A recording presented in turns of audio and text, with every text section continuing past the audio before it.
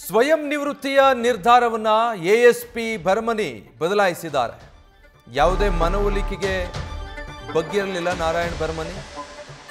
CM ಸೇರಿದಂತೆ ಮಂತ್ರಿ ಮತ್ತು ಶಾಸಕರಿಂದಲೂ ಕೂಡ ಮನವೊಲಿಸುವಂತ ಯತ್ನ ಆಗಿದೆ. ಆದರೆ ಭರಮನಿ ಮನವೊಲಿಸುವಂತ ಸರ್ಕಾರದ ಎಲ್ಲ ಯತ್ನಗಳು ವಿಫಲ ಆಗಿದೆ.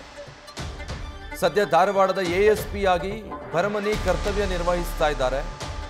ವಜಾ ಮಾಡುವವರೆಗೂ ಕೂಡ ಕರ್ತವ್ಯ ನಿರ್ವಹಿಸೋದಕ್ಕೆ ನಿರ್ಧರಿಸಿದ್ದಾರೆ. ಏಪ್ರಿಲ್ 26ನೇ ತಾರೀಕು ನಡೆದಿದ್ದಂತಹ ಘಟನೆ, ಅದರಿಂದ ಬೇಜಾರಾಗಿದ್ರು.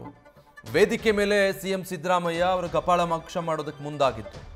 ಆ ಘಟನೆಯಿಂದ ನೋವಾಗಿದೆ, ಮಾನಸಿಕ ಯಾತನೆ ಆಗಿದೆ, ಕುಟುಂಬದವರಿಗೂ ಕೂಡ ಬೇಜಾರಾಗಿದೆ. ಅದಾದ ಬಳಿಕವೂ ನಮ್ಮ ಇಲಾಖೆಯ ಅಧಿಕಾರಿಗಳಾಗಲಿ ಅಥವಾ ಮುಖ್ಯಮಂತ್ರಿಗಳಾಗಲಿ ಸರ್ಕಾರದಿಂದ ಯಾರೂ ಕೂಡ ತಮ್ಮನ್ನು ಸಂತೈಸಿಲ್ಲ, ಆ ಬಗ್ಗೆ ಮಾತನಾಡಲಿಲ್ಲ ಅನ್ನುವಂಥ ಬೇಜಾರಿದೆ. ಈ ಕಾರಣಕ್ಕಾಗಿ ಸ್ವಯಂ ನಿವೃತ್ತಿ ಪಡೆಯೋದಕ್ಕೆ ನಾನು ಮನವಿ ಸಲ್ಲಿಸ್ತಾ ಇದ್ದೀನಿ ಅಂತ ಹೇಳಿ ಅರ್ಜಿ ಹಾಕಿದ್ರು. ಅದಾದ ನಂತರ ಪೊಲೀಸ್ ಇಲಾಖೆಯ ಹಿರಿಯ ಅಧಿಕಾರಿಗಳು ಅವರನ್ನು ಮನವೊಲಿಸೋ ಪ್ರಯತ್ನ ಮಾಡಿದರು. ನಿನ್ನೆ ಅವರೇ ಖುದ್ದು ಹೇಳ್ತಾ ಇದ್ರು, ನಾರಾಯಣ ಭರಮನಿ, ಮುಖ್ಯಮಂತ್ರಿಗಳು ಮತ್ತು ಗೃಹ ಸಚಿವರು ಕೂಡ ನನ್ನೊಟ್ಟಿಗೆ ಮಾತಾಡಿದ್ದಾರೆ. ಶಿಸ್ತಿನ ಇಲಾಖೆಯಲ್ಲಿದ್ದೀನಿ, ಹೀಗಾಗಿ ಕರ್ತವ್ಯಕ್ಕೆ ಹಾಜರಾಗಿದ್ದೀನಿ ಅನ್ನೋದಷ್ಟು ಬಿಟ್ಟರೆ ಬೇರೆ ಏನನ್ನೂ ಕೂಡ ಅವರು ಪ್ರತಿಕ್ರಿಯಿಸಿರಲಿಲ್ಲ. ಅಷ್ಟಕ್ಕೆ ಅವ್ರ ಮಾತು ಸೀಮಿತ ಆಗಿತ್ತು. ಈಗ ಅವರು ಮನವೊಲಿಸುವಲ್ಲಿ ಸರ್ಕಾರ ಅಥವಾ ಅಧಿಕಾರಿಗಳು ವಿಫಲ ಆಗಿದ್ದಾರೆ, ತಮ್ಮ ನಿರ್ಧಾರದಿಂದ ಹಿಂದೆ ಸರಿಯೋದಿಲ್ಲ ಅಂತ ಹೇಳಿ ಎಎಸ್ಪಿ ನಾರಾಯಣ ಭರಮನಿ ಹೇಳಿದ್ದಾರೆ ಅನ್ನೋದು ಗೊತ್ತಾಗ್ತಾ ಇದೆ.